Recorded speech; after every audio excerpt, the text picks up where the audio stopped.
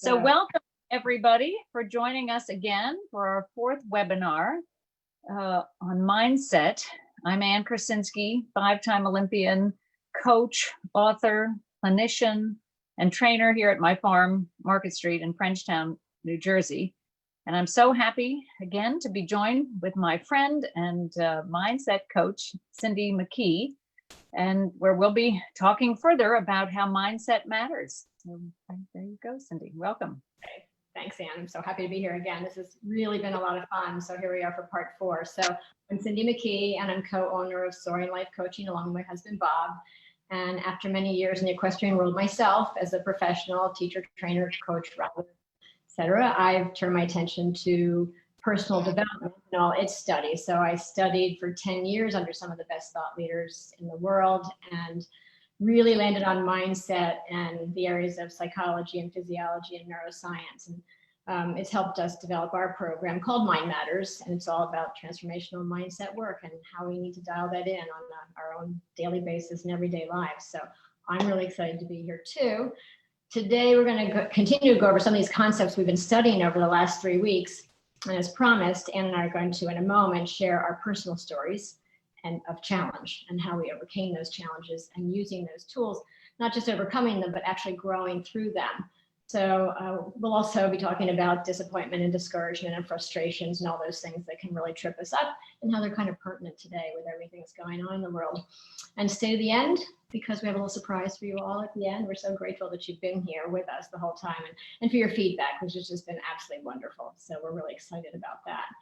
So I'm going to turn to Ann. She is, as promised, she's going to share she's going a little personal, going to share her story. I'm honored to have had Ann as a friend for a really long time and colleague, as I say, and I've always admired her, but not for just her equestrian accomplishments, which of course are many, but really who she is as a person and how she continues to grow and explore and implement new ideas and just continue to grow through them. So with that, I turn it over to you. Thank you. Yeah, well, Cindy thought we should share some personal stories, so here goes. And she said, tell your story in 5 minutes or less. Anyway, so the biggest challenge that I'd like to share, and that many of you do know of because I spoke of it out there a couple of years ago, is how I was sexually abused by my trainer when I was 11 years old. He was like a god. He was very, very famous icon of the sport and trophies and everything in his name. And then you really didn't talk about this, and you couldn't talk about it. That was just the way it was at that time and those days. And it was traumatic. It was awful. It was scary. I would never wish it on anybody. It was just awful, awful. I just can't even tell you. That's a whole nother thing.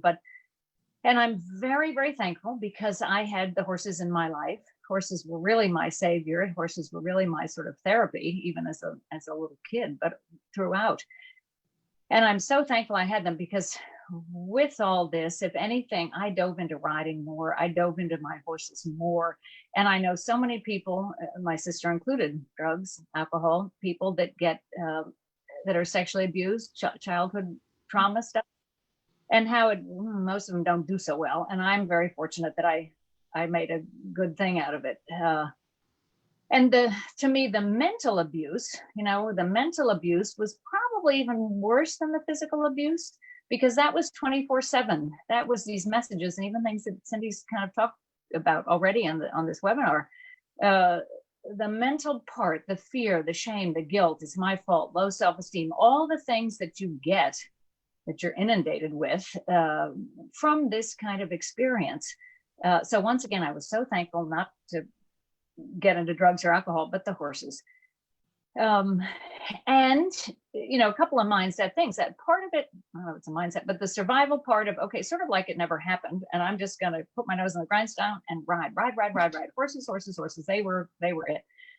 Then, along with all the other stuff, another message that he had constantly, and the better I got, the worse it got, was you will never be good enough. I mean, I heard that forever, constantly. And when I did something good, when I won something, when I won a championship somewhere, he'd put me on a horse and flip over backwards or it would stop. I'd fall off, those kinds of things to make sure I knew I would never be good enough. All those.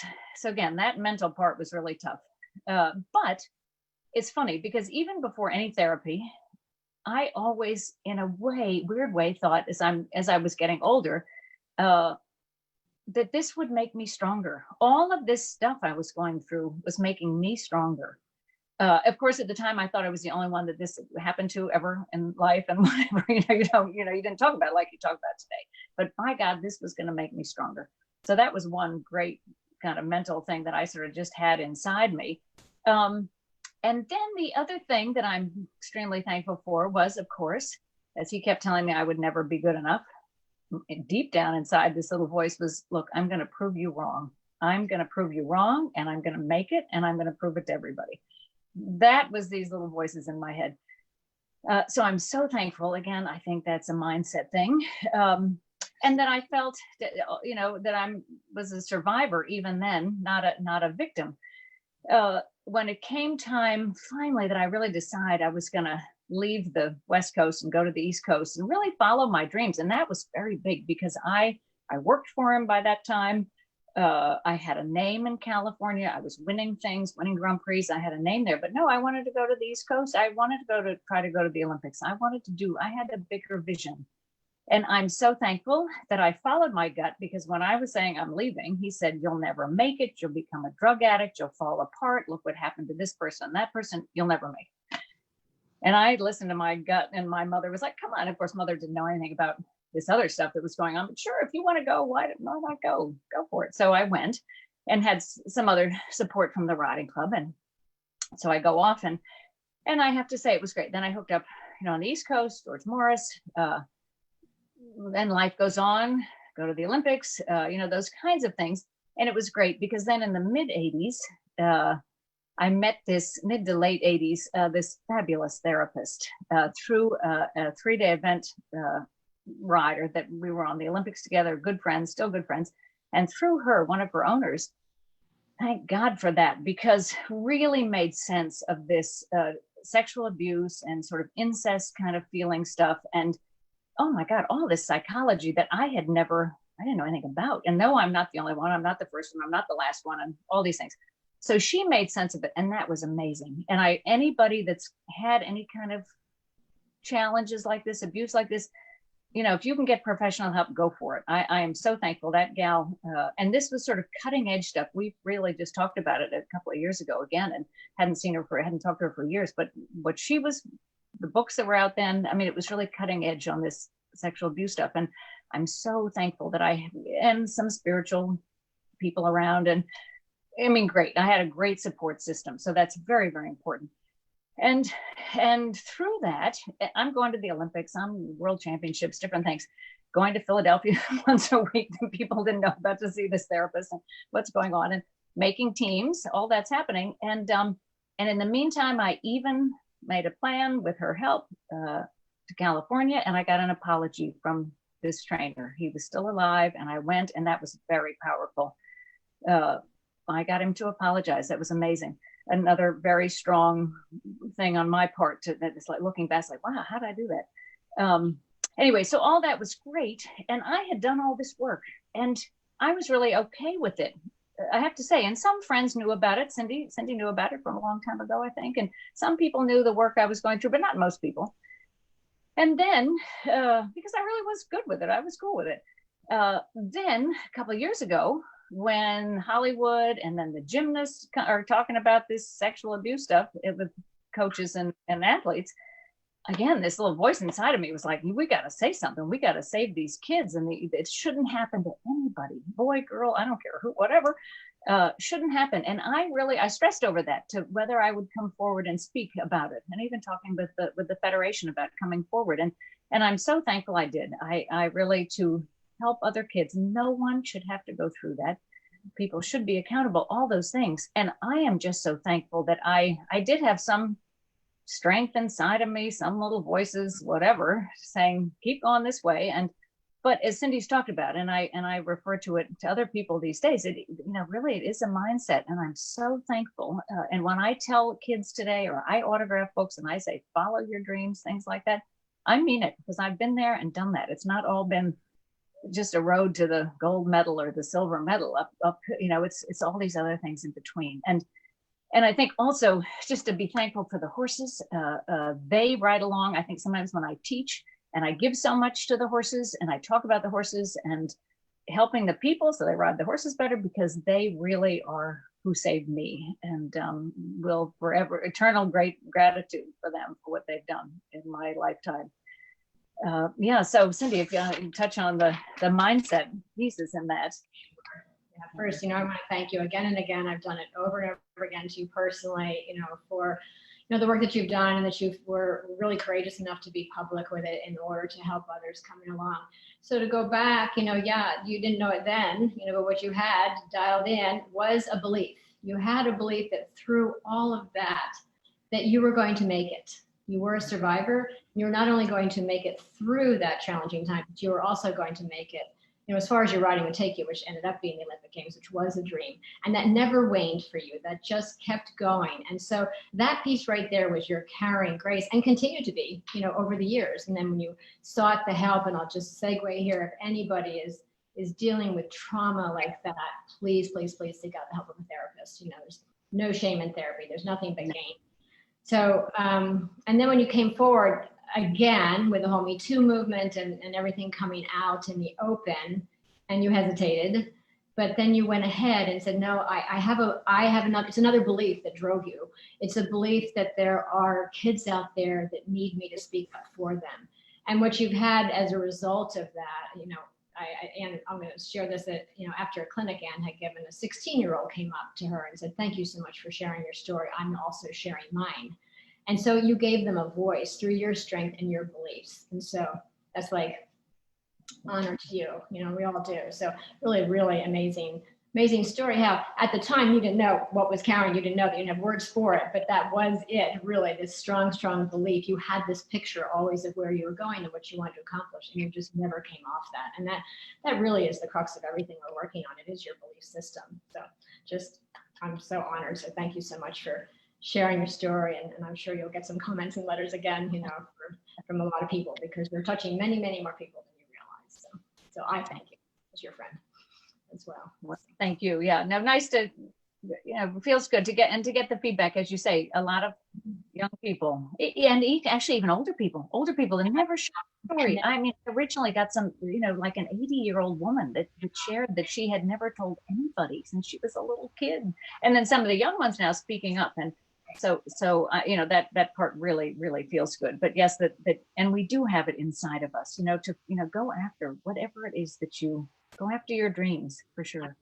So what you've done is given them a voice, where they might not have had one before. So that's really it. So amazing. So I'm going to segue into my story, which is very, very different than Anne's, and it's one that I didn't even get was a story for years. It was just something that I got through, and I didn't really think about it that much. But mine goes all the way back to my age of 20, when I had competed as my junior years through the 100-jumper world, and then I made a segue into the 3-day eventing world, and I was having a lot of fun, and I had all these dreams, like a lot of young people, the Olympics, I've got to get there, and working really, really hard. And at that point, at 20, I was already a budding business owner and trainer, and that was all I thought about. That was it. That was going to be my life, until it wasn't.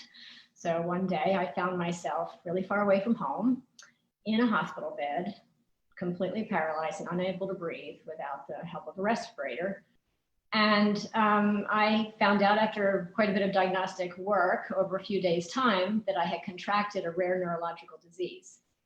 And what I didn't know at the time was that I might not get better from that. And I might not walk again, or I might not even survive it. Or if I do walk again, it could be a year or more before I even got out of a hospital bed. So I didn't hear all that. Thankfully, I was 20 and naive, and they thankfully didn't share that with me. But I heard them say, it's possible that she might get through this and walk again fully normally.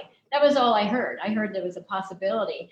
And I was so excited about the fact that this is what I had. I didn't know what it was, So I was just like, oh, this is great. I can get better. And so that word possible, I just immediately flipped it into probable. I just knew without a shadow of a doubt that I was going to get better. There was like no other possibility. in my mind accept that I was going to get better. And that was in October. So I set a goal for myself. I was going to walk out of that hospital by Christmas. I'm far away from home. My parents flew up to be with me, and there I was. So there I am in the hospital, and I didn't like TV, and I wasn't watching TV. I was busy doing horse stuff. I wasn't hooked on any TV, so the TV wasn't off. And so when you can't do anything except lie there day in and day out, you have a lot of time to think. And so I thought and I thought and I thought, and as the brain does, the brain thinks in pictures. And all I could picture was myself riding again and competing again. And I literally, even though I couldn't move these hands, I pictured myself just running my hand down my horse's neck. I could feel the warmth of his coat. I could feel every muscle in his body. And what I didn't know at the time was going on through my visualization of that was that I was creating or recreating neurosynaptic connections that had been lost, all my abilities to walk. And so I just continued on through that recovery, unbeknownst to me again, using these tools as I'm just thinking and imagining and visualizing. I was at competitions and I was on this horse and that horse, and I was living it every single moment. And by doing that, my brain was also scanning for what could I do to support that recovery. I didn't have a lot of choice except to really put my all into my physical therapy, work with my therapist and not complain. I don't remember that I ever complained at all, and it was pretty dreadful. But I didn't. I was just so excited that I was going to get out of this predicament and be somewhat normal again and get back on that horse. And it was hard, but I knew what I wanted. And I walked out of that hospital on December 24th. It was the most amazing moment. Everybody's cheering, like the whole line in the hospital, and I wouldn't let them take me out in the wheelchair. It was a great, great moment. And yes, there were, some months and months of therapy after that, but I was pretty darn normal, after that. And the lessons that I learned that I took away from that at the time were just gratitude. I came away with so much gratitude for everything about the human body and its ability to heal and go forward. Gratitude for all the people that obviously that were there for me from afar and there supporting me. So it was a great lesson at the age of 20. And I took that forward into the career that I wanted. No, I didn't go to Olympic Games, and so my riding wasn't ever quite to the level that I hoped it would be. But I had so much that fed me over the years, and really going through that and reflecting back on it again, I didn't look at that as a story for a long time until I understood this work that I'm doing now. It was really literally within the last 10 years. I said, oh my gosh, that's what was going on back there. And I really was creating through my beliefs what it was I wanted. So I'm really excited to use that as the catalyst for, the work that I do now, that by changing our beliefs or creating a belief that we want that serves us, we can create what it is we want. So thank you to that. So. Absolutely. Yeah. Real life story of doing it. Fantastic. And the physical part of it. I mean, they're both, but they are actually similar stories in that. Having your dreams and going for them, but to physically heal like that is remarkable. And as you say, just what you're talking about, that's fabulous.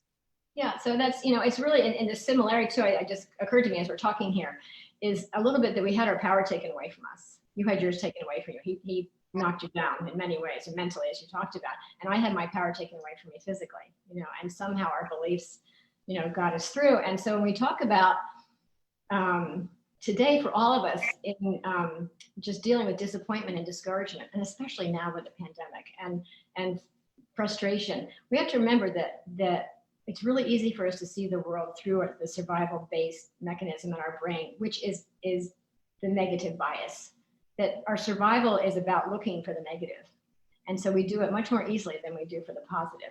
So we have to actually turn that around with these beliefs we've been talking about. So we work this, our beliefs that changes our thinking. We change our belief, and we change our thinking, which really changes our whole result.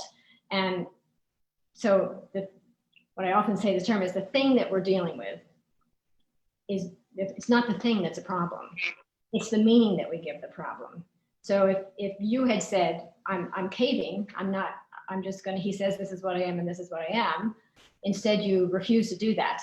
You didn't attach a meaning about being, yes, you struggled through it over the years, but still driving you forward was, I'm getting through this and I'm going to ride the horses to go to the Olympic Games. And mine was, you know, I'm not like, oh, woe is me. You know, I've been derailed here. It was, oh my gosh, I was excited about that. But if I had attached another meaning to it, I could very well have been one of those people that ended up there for a year. So it's not the thing, even though we don't like the thing, it's what we attach to it that makes it, you know, gives it a belief, gives it a meaning that really is not serving us. So we carry that around, and that's the work that we're talking about here.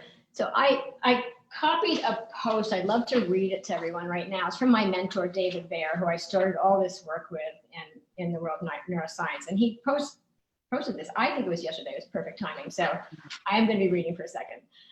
But this is what he said. This kind of talks about everything we've just been mentioning here. So he says, I believe that success is setting out to accomplish something and accomplishing that thing while living in your joy.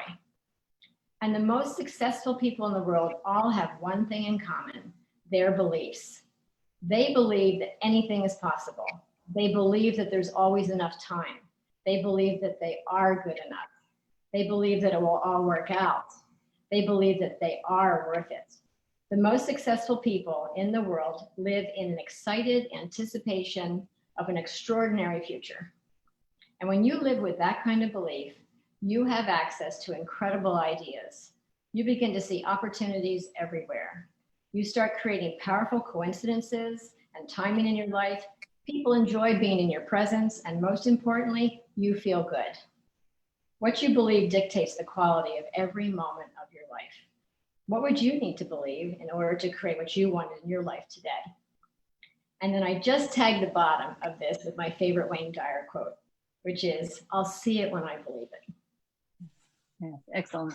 It's really, really, really, really wonderful. So once again, reminder to everybody, stay to the end. We're going to make a little announcement at the end. Right. So I think we could go to a little bit right now, some of our questions that we've had. Probably go to, let's just address a couple of them from last week, and then Kelly's grabbed some that are coming on currently. We can do that. Let's check my timing here. Let's start with this one. And this is a quick one. When I start to feel nervous, I ask myself, are you nervous or are you excited? Because they almost feel the same. The excitement on Christmas morning or the butterflies at the in-gate. How much do you think our physical sensations confuse us? And I gave her, this was on the Facebook Live, her name is Terry, and I said, really good noticing. I said, they are very similar sensations. And the idea is not to make nervous wrong. It's okay to be both. When we fight it, then we get into trouble. It's okay to be nervous. Yeah. And famous performers and writers included, they'll say that they always get butterflies before they go in just for a moment. That can be used to our good.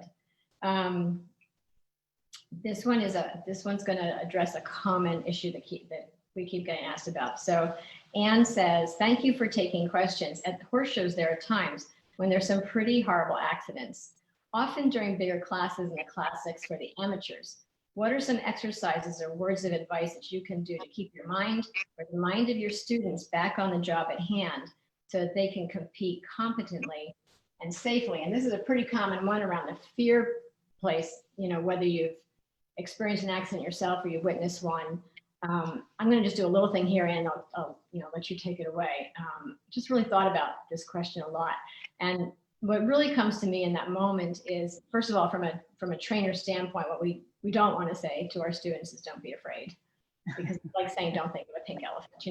We can't talk somebody out of their nerves or out of their fear. So, but what we can do is have them super well prepared before they get there, so they're not competing at a level that's too hard for them. So they have a really strong skill set, so they have that to rely on. And for me, on my end, the biggest piece is that they practice being present with their horse on a moment to moment basis. And that happens at home, that they go through those exercises with the trainer saying, are you here? What's the next move and the next move and the next move? Because when something happens that derails us, whether it's an accident at the horse show, or it's, suddenly the horse is afraid of something and not the horse you had 10 minutes ago. If we can put put ourselves back into those present moments, whether it's working on pace and rhythm and bend, whatever it is you're working on your horse. So we really have that drilled in. I'm used to focusing and refocusing. They will have those tools to focus. So it's really telling them what you want them to do as opposed to what we don't want them to do in those moments, and to just set their minds on what they want to accomplish, and not trying to talk them out of their fear at that moment, but just redirect. And they're used to being redirected because you practice that at home. So I'll let you take the rest of it from there, Ann. Yeah, absolutely. The same thing for sure. And if they really are nervous and, maybe they shouldn't show. I mean, that, again, the safety piece, I don't tell my students that very often, but if somebody really saw something catastrophic and they're very disturbed, okay, there's another day to show, and for safety, fine. Yeah. But the next step, I mean, the real step is just what Cindy talked about, is focusing on being in the moment and what you need to do with your horse right then. I mean, even me, you see somebody have a bad fall and things, that happens in our sport. Myself, it's, yes, focus on what I'm doing. What, if anything, I sort of focus more on, again, the course, the numbers, the going over and over the course, or how I'm riding this horse. If I'm at the warm-up jump, what I'm really practicing. So I'm really in the moment, so your mind isn't wandering. And that some of that is that, again, practicing that visualization, having those kind of meditation that we talked about early on in the series, that you can get a grip on your mind, especially in times like that, so that you can redirect, as Cindy said, to stay present in what it is that you're doing, whether and to go to the place like something didn't happen. Not that you're not saying, you're not telling them, oh, don't think about it, like she said, but instead, no, to super focus a bit more on what you need to think about, whether it's halting on a straight line or having more of a gallop, or shortening your reins, or, as I say, mentally rehearsing the course before you go in. I use that technique a lot to focus when other things, whether it's that or having a problem with a student, or if something else is going on, a client, or things like that. Going over and over and over the course becomes a mantra for me, and I really focus on that, and then everything else kind of falls away because I'm focused on that. Right. And the more you practice, the more it happens. The more you practice, the more it happens. The more you practice, the more it happens. And practice is mind. So you keep dialing this in. The belief part is decision. Again, you're gaining this thing we talked about before. You're gaining evidence. You're putting that into your brain on a regular basis that I can do this course. I know every bit of it, and so you get very comfortable with it. Right along those lines. Kelly actually asked,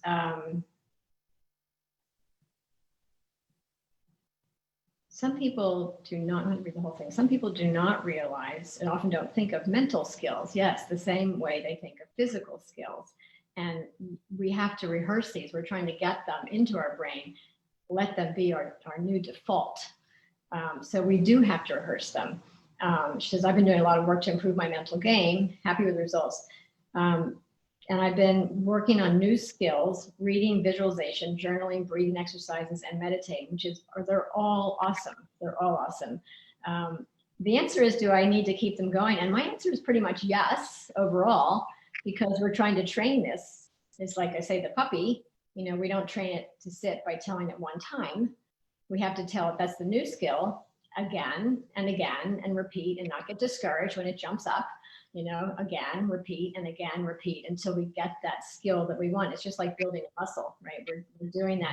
And then once we've built that enough, then we can call on it, but we probably need to remind it every once in a while when something new and different comes along and it gets distracted. Yes, you know how to sit, and we're doing the same thing with our brain, is to tell it again and again. We have to direct it. Otherwise, it's going to flip down that old highway of negativity. And we have to bring it back to what it would literally say, we're going over here, to the way we want to think and feel at that moment. So it's a great, do I need to keep going? I say yes, and whatever tools work for you. We talked about, again, meditating, it's fantastic, just to settle your whole autonomic service system down, and the visualization over and over, because the brain thinks in pictures, right? So the more you can give it the picture of what you want, the more you're going to get to it. And anything else for you, Ann, on that one? Yeah, no, just what you said, I think constantly working on it, and whether it's also reading other books, new thought, I'm always into what Cindy's talking about, some of these new thought leaders and how the brain operates, and which is just supporting the visualization and supporting the things that you're doing. I'm always fascinated by reading other Yeah. study things, because it's really support. Then my brain is like, oh yeah, of course, that's what I should be doing. I need to keep doing that. And then yes, as you're saying, to use it, visualize, do different exercises, just like going to the gym. You stop going to the gym and you lose your fitness, you lose all that. Yeah. Exactly right. It's no different at all. I'm just going to read just a little kudos and then one other question.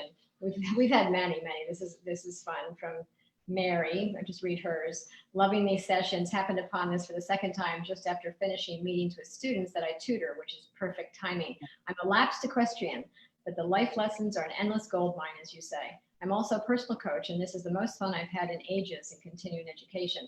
Love doing it through the lens of riding the horses. Thank you for doing this and making it available. So that was really fun. We've received many of these, so thank you all. And then this is, I'm going to let Ann take this one, a fun one for her,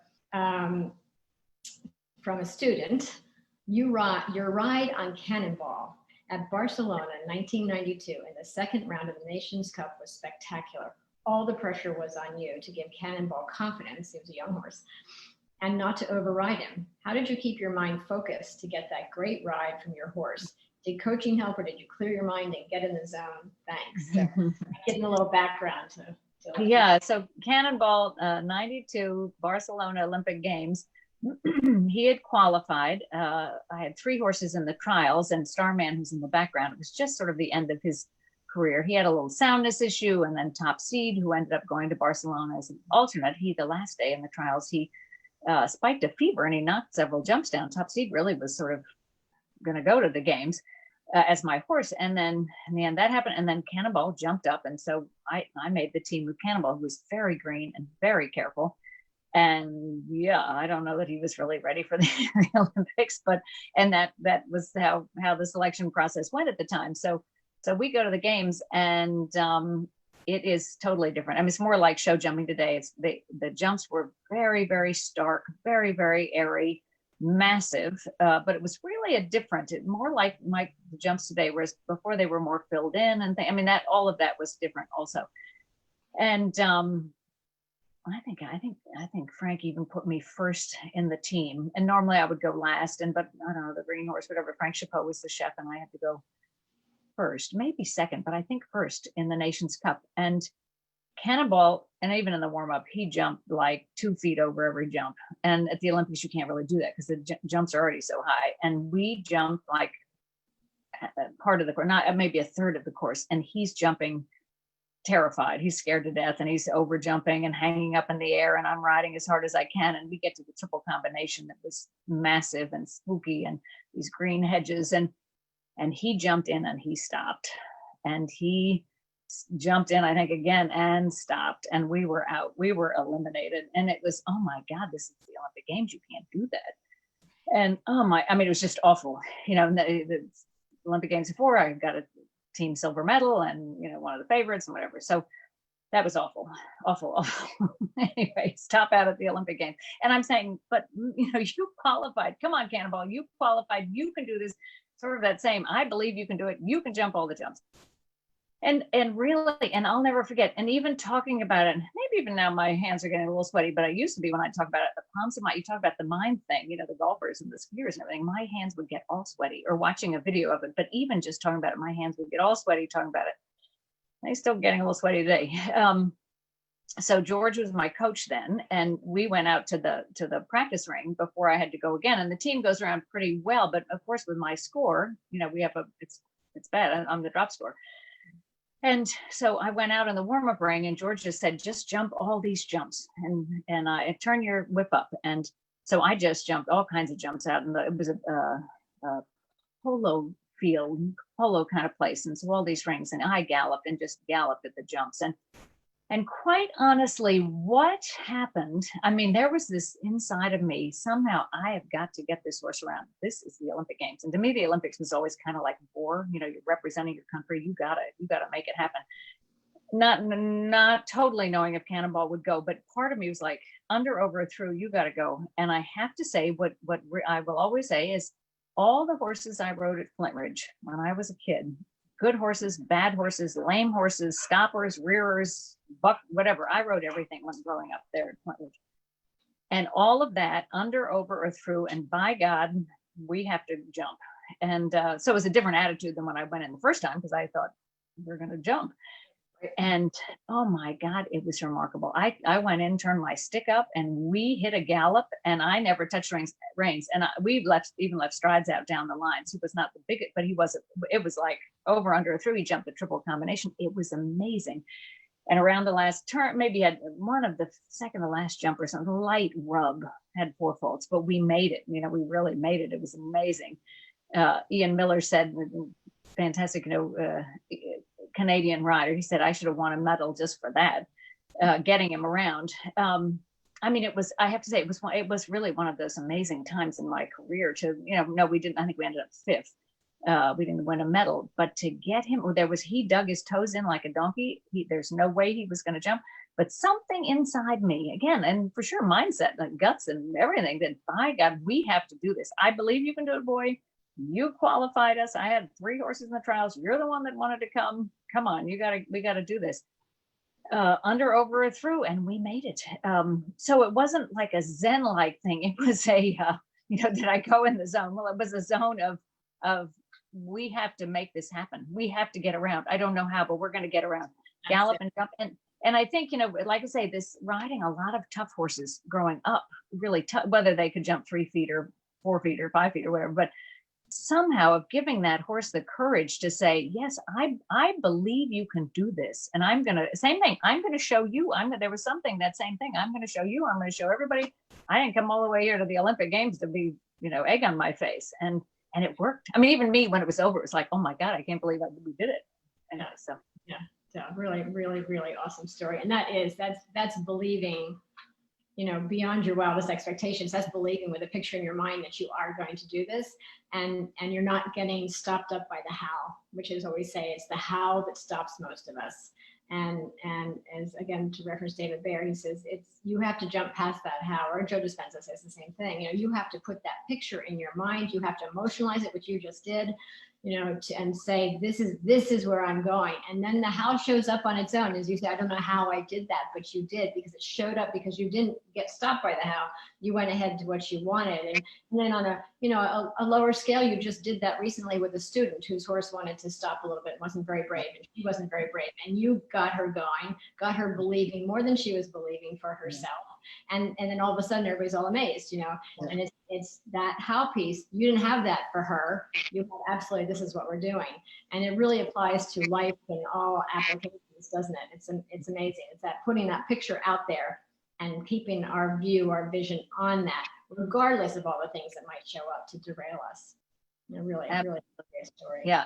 One of those, just amazing. And just all the things you're talking about of it never entered my mind that it was going to happen. It somehow we had to get around. And again, it's for the country, for the team, for me, for by God, we got to do this. And the little chestnut horse, he made it around. It was amazing. A really, really fabulous story. Great. So I think that is all the questions I have from last week, left over from last week. And if there was something that got emailed in or talked about last week during the live, and I didn't answer it, please just send it to us again, because we want to make sure we get everybody's questions answered. So I guess we'll jump over to Kelly now and see if she has more questions for us. Guys.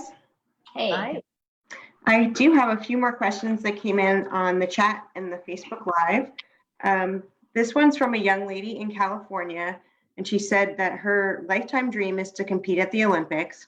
And she's currently laid off because of COVID and moving from a full-time job outside of horses to transitioning to being in a barn environment with what lights my fire. I'd love to hear Anne's thoughts on what a rider should do to push toward that dream.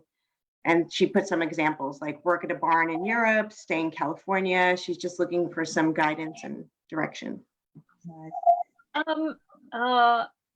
Yeah, I think again, whatever you your passion is. If you want to go to Europe, I think that that's great. I never did it to work for anybody. I did it all here in the States. I had the best coaches I could find here in the States. But I do think that that is a great experience also. You know, there are many great European coaches, and that experience I think is excellent. I know a lot of top riders that have worked for somebody in Europe come back and still, you know, ride for the US team. So I think that if that would excite you, that would be great. And I think same thing, you know, like Cindy's talked about, also to look for opportunity I was always, what can I do? What can I do? Who do I need to meet? Where do I need to go? I mean, I had only a few mentors in my career. I really didn't barn hop. I didn't go from one to the other at all. But I went to those that were top of the sport, you know, in California. Jimmy Williams, he was the top of the sport there. Just sort of by chance, as a 4-year-old, I started the Flint Ridge Riding Club as a little kid. But he had experience. He had Robert Ridland, Mary Chapeau. People went on to the Olympics. When I came east, it was with George Morris, who again had many riders go to the games. So I had those mentors that, you know, they weren't reinventing the wheel. You know, if that's really what you want, get with as top a person as you can. And there might be a few on the way. I mean, I'm not saying that. But surround yourself with the best that you can afford or to work for, that kind of thing. With any of it. And then with all those professionals, the best blacksmith, the best vets, you know, you learn all those things, the best horsemanship, what shows to go to or avoid, or, you know, I just was always, tell me what steps and I'll get there. So again, George Morris, to, you know, you got to go to the World Cup finals, you got to go to Pan Am Games, Olympic Games. And along the way, yes, you have to find the horses that's very tougher today. You have to find the owners. You got to deal with all of that. But by again, this visualization, setting goals, I'm a huge believer in that.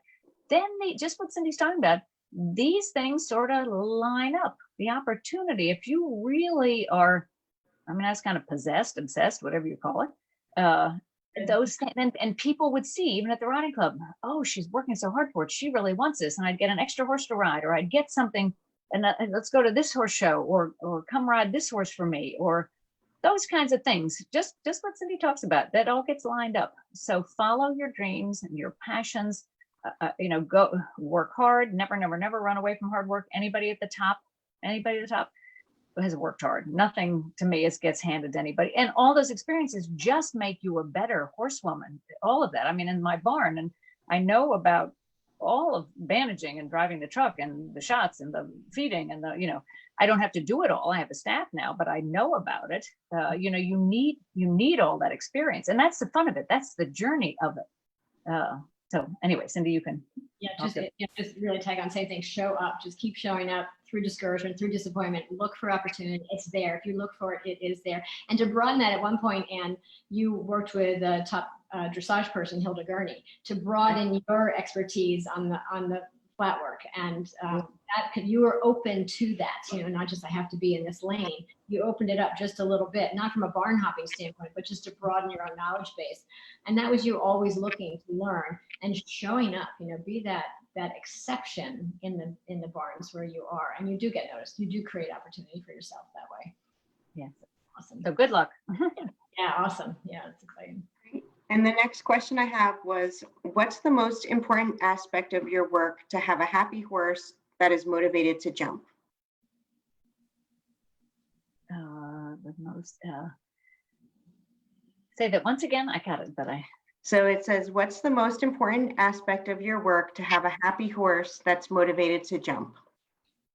To be the best rider I can be, to be the best horsewoman I can be, to, again, you know, being on top of not just the riding, but his well-being, the turnout, all the things in the barn, also that management part of it. So physically, and he's well, and he doesn't have ulcers, or you're treating them, or he's turning out or not turning out, all of that part of it. And then again, yes, that you're to keep improving your riding skills. I have to say, with all my horses, when I was trying to be my best and learn more, in this weird way, it was always for my horses. How can I be a better partner to my horse? How can I be a better rider?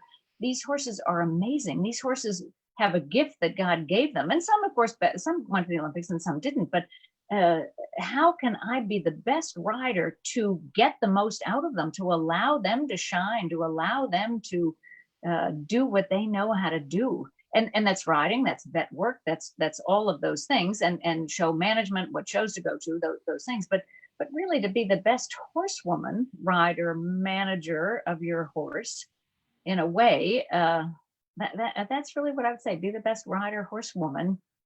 That's gonna tell your horse, here, I'm giving you the opportunity to do this.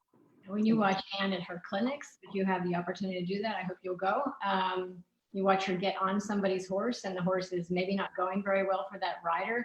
And then somewhere within the first probably 3 minutes, not even 5, that horse takes a breath and says, oh, this is what we want. You know, because the horse was confused by all the mixed signals that it was getting from its rider, who wasn't really allowing it to do what it was he or she was asking of it. And that's part of becoming a better rider. So you get that awareness, you understand, you be the best you can be with the best instruction you can get. It's fun to watch. Great. Okay. And the next one I have is, how does Anne deal with working through off days or days where you just can't get it right? I thought that was a good question. Yeah, that's good.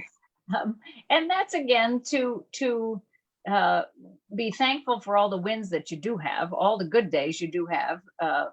I think when you're having bad days or things aren't going right, or again, whether, I have a friend that had an accident just the other day, and then the next day, her other horse was like 3-legged lame, and maybe it needed to be put down. In the end, it didn't. But I mean, just sometimes you have a cascade of bad things that happen. I mean, it happens to all of us.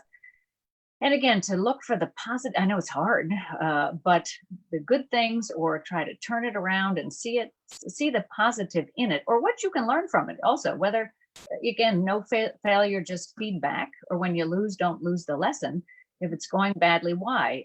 You're a little bit sick, you don't feel so well, or you've been working too hard, you take some time for yourself, you just had a little bad luck. I mean, there are all kinds of things. I do often, though, think, so God, why is it not so good? And again, whether my diet or exercise, or what am I doing different? I always look at that first. I kind of analyze that. And then sometimes it sort of just is, but then to not, like Cindy will say, don't give it a big meaning either. Okay, tomorrow will be better, or next week will be better. And for sure, the same thing. Then when it's better, it's like, oh yeah, sometimes that happens. Just sometimes you knock the jumps down. You can show and you can ride great, and you can have bad luck, and it just wasn't your day. So to not dwell on it either. Very often I will analyze it a little bit. I won't maybe overdo it, but sometimes you just say, oh, I need a day off, or I've been working too hard, or I've been being too lazy. Like, I didn't go to the gym. I should go to the gym, or maybe it's the other direction. But then on the other hand, to not make yourself crazy about it either.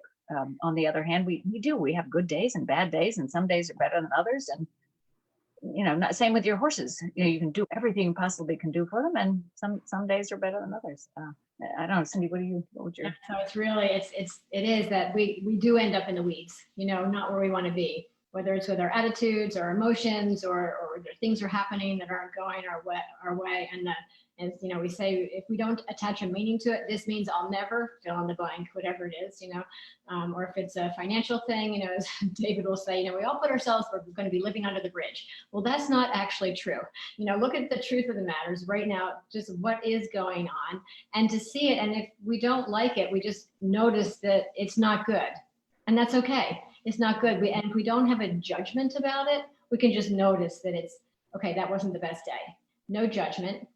And I'll work towards making it better, because I choose not to be in this place, whether it's our emotions or the happenings that are going on. What can I do? But not to fight it, just to become aware of it and put a little distance so you can look at it. I always say, be the observer of what's going on, as opposed to being in what's going on. And just give yourself a little space and breath, and then you can make choices from that place. Great. I think that was all the questions that I have for you guys. Awesome. So look at my notes real quick, but we are going to, here we are. We're just wrapping up, and this one is to you, Anne. Look at our little schedule here. So you're going to close out for us. We both are, really, so I'll let you start. Well, first of all, that we can have our programs. Cindy, we're doing that now, or the close out? Thanks for joining after the Q&A. So you're doing thanks a lot for joining about the whole series. Yeah. Yeah, thank you very much for joining. This is, I've really been enjoying it myself, and also learning from Cindy, no question. This has been very educational for me, and great to hear from so many of you, the feedback, students, and then some people that I don't even know that are sending in comments, which is really fun. And I hope that you will continue to send your feedback to us, because I would love to keep in touch and get that back. And to hear how these principles are affecting you in your work and your writing, in your life. And the surprise we were talking about, that Cindy's idea, we're going to add a bonus webinar in 2 weeks, and I'm excited about it. It'll be June 29th, same time, 6:30, another Monday, Eastern time. And this one, same kind of stuff, but a different focus on relationships, which I think is very exciting, because in our life and in our horse world, but in life, everything's relationships. Of course, first thing I say, relationship with a horse. That's maybe the first thing that comes, but with your students, or with your trainer, or with your groom, with your owners, with your parents. I mean, relationships are all over the place, personal relationships. So to dive into that more and to really talk about relationships, Yeah. Cindy. I'm really, really excited about this, because like you say, everything is a relationship, starting with a relationship with ourselves. And then we have all our outer ones, the horse, or a spouse, or a client, or a coworker, or a stable buddy, or whatever. And they trigger us. It's a relationship that triggers us, and triggers up something from our past. And it can trip us up. And we might not be producing exactly what we want, because we have a little bit of a skewed viewpoint of what's going on. And so to be able to work these principles and apply them, relationships are kind of like where the rubber meets the road.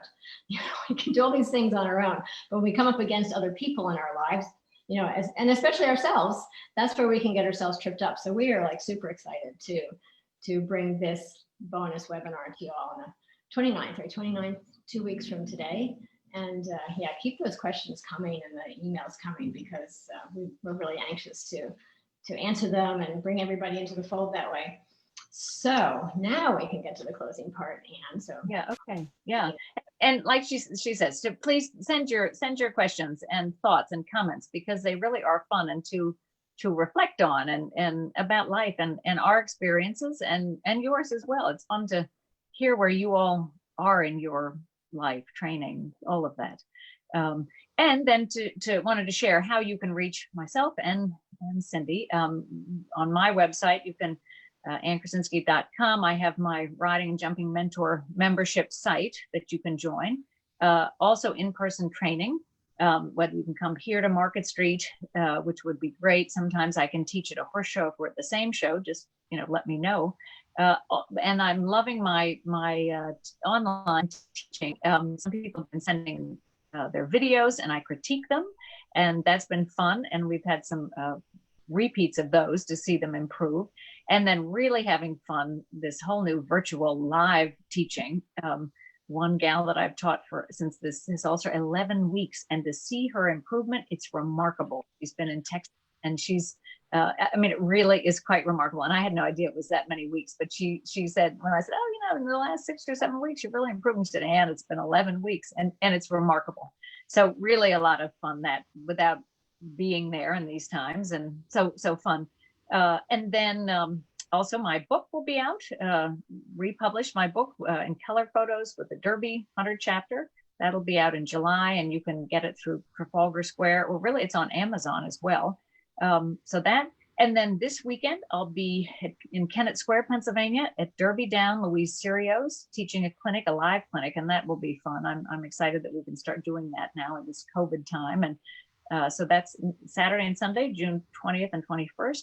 And then I'm having a clinic here at Market Street in July 4th and 5th, Saturday and Sunday as well.